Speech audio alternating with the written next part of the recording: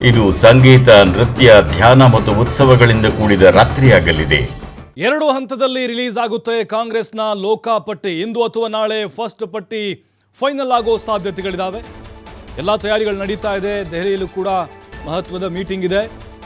ಒಟ್ಟು 2 ಹಂತದಲ್ಲಿ ರಿಲೀಸ್ ಆಗುತ್ತೆ ಕಾಂಗ್ರೆಸ್ನ ಲೋಕಾಪಟ್ಟಿ. ಇವತ್ತು ಅಥವಾ ನಾಳೆ ಮೊದಲ ಪಟ್ಟಿ ಫೈನಲ್ ಆಗಬಹುದು. ಲೋಕಸಮರದ ಕೈಕಲಿಗಳ ಪಟ್ಟಿ ಬಗ್ಗೆ ಗೃಹ ಸಚಿವ ಪರಮೇಶ್ವರ್ ಸುಳಿವನ್ನು ಕೊಟ್ಟಿದ್ದಾರೆ. ಮಹತ್ವದ ಸುಳಿವಿದು. ಅಂದರೆ ಪಟ್ಟಿ ಬಿಡುಗಡೆ ಆಗೋದಕ್ಕೆ ಬೇರೆ ಪಕ್ಷದಿಂದಲೂ ಬರೋರಿದ್ದಾರೆ. ಹಾಗಾಗಿ ಸೆಕೆಂಡ್ ಪಟ್ಟಿ ಬರ್ಬೋದು. ಅಂದರೆ ಬೇರೆ ಪಕ್ಷದಿಂದ ಬರೋರು ನೋಡಿಕೊಂಡು ಇವರು ರಿಲೀಸ್ ಮಾಡೋ ಸಾಧ್ಯತೆಗಳಿದ್ದಾವೆ. ಈ ಬಾರಿ ಕಾಂಗ್ರೆಸ್ 20ಕ್ಕೂ ಹೆಚ್ಚು ಸ್ಥಾನ ಗೆಲ್ಲುತ್ತೆ ಅನ್ನುವಂಥ ವಿಶ್ವಾಸ ವ್ಯಕ್ತಪಡಿಸಿದ್ದಾರೆ. ದೆಹಲಿಯಲ್ಲಿ ಕೂಡ ಸ್ಕ್ರೀನಿಂಗ್ ಕಮಿಟಿ ಸಭೆ ಇದೆ. ಆಮೇಲೆ ಚುನಾವಣಾ ಸಮಿತಿ ಸಭೆ ಕೂಡ ಇದೆ. ಅದಾದಮೇಲೆ ಇನ್ನೊಂದು 2-3 ದಿನದಲ್ಲಿ ಪಟ್ಟಿ ಫೈನಲ್ ಆಗುತ್ತೆ. ಬಟ್ ಈಗ ಬೇರೆ ಪಕ್ಷದಿಂದ ಬರೋರು ಇರುವುದರಿಂದ ಬರೋರು ಇದ್ದಾರೆ ಅಂತ ಅರ್ಥ.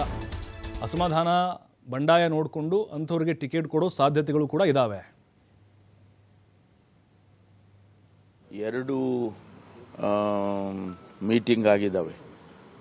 ನಮ್ಮಲ್ಲಿ ಸುರ್ಜೇವಾಲಾ ಅವರ ಅಧ್ಯಕ್ಷತೆಯಲ್ಲಿ ಮತ್ತು ನಮ್ಮ ಅಲ್ಲಿನ ಉಸ್ತುವಾರಿ ಒಬ್ಬರನ್ನ ನೇಮಕ ಮಾಡಿದ್ದಾರೆ ಸ್ಕ್ರೀನಿಂಗ್ ಕಮಿಟಿಗೆ.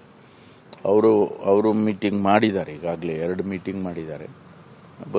ಇವತ್ತು ನಾಳೆಗೆ ಅಂತಿಮಗೊಳಿಸ್ತಾರೆ.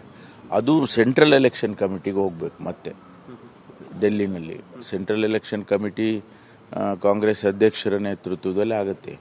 ACC ಅಧ್ಯಕ್ಷರ ನೇತೃತ್ವದಲ್ಲಿ 16 ಜನ ಏನೋ ಇದ್ದಾರೆ. ಅದು ಅಲ್ಲಿ ಕ್ಲಿಯರ್ ಆದಾಗ ಮಾತ್ರ ಅಧಿಕೃತವಾಗಿ ಪ್ರಕಟಣೆ ಮಾಡ್ತಾರೆ. ರಾಜ್ಯದಲ್ಲಿ 9ನೇ ತಾರೀಕು ಮೀಟಿಂಗ್ ಇದೆ ಅಂತ. ಅಲ್ಲ, ಇವೆಲ್ಲ ಪ್ರಿಲಿಮಿನರೀಸು. ಇವೆಲ್ಲ ಸ್ಕ್ರೀನಿಂಗು ಮತ್ತು ಇದೆಲ್ಲ ಫೈನಲ್ ಮಾಡ್ಕೊಂಡು ಅಲ್ಲಿಗೆ ತೊಗೊಂಡು ಹೋಗ್ತಾರೆ ಸೆಂಟ್ರಲ್ ಎಲೆಕ್ಷನ್ ಕಮಿಟಿಗೆ.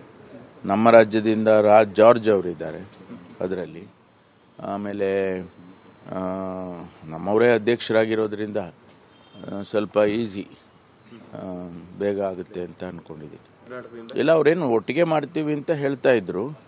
ಎಲ್ಲ ಒಂದೇ ಲಿಸ್ಟಲ್ಲಿ ಬಿಡುಗಡೆ ಮಾಡ್ತೀವಿ ಅಂತ. ಬಟ್ ಕೆಲವೆಲ್ಲ ಏನಾದರೂ ಇನ್ನೂ ಅಂತಿಮವಾಗಿ ತೀರ್ಮಾನಗಳಾಗದೇ ಇದ್ದರೆ, ಯಾಕೆಂದರೆ ನಮಗೆ ಬೇರೆ ಪಕ್ಷದಿಂದ ಬರೋರು ಇದ್ದಾರೆ, ಅಂಥವ್ರಿಗೆ ಏನಾದರೂ ಕನ್ಸಿಡ್ರೇಷನ್ ಇದ್ದರೆ ಅದನ್ನು ಹೋಲ್ಡ್ ಮಾಡ್ತಾರೆ. ಅದರಿಂದ ಒಂದೇ ಸರಿ ಆಗ್ಬೋದು, ಇಲ್ಲ ಎರಡನೇ ಲಿಸ್ಟ್ ಅಂತ ಏನಾದರೂ ಆಗ್ಬೋದು. 2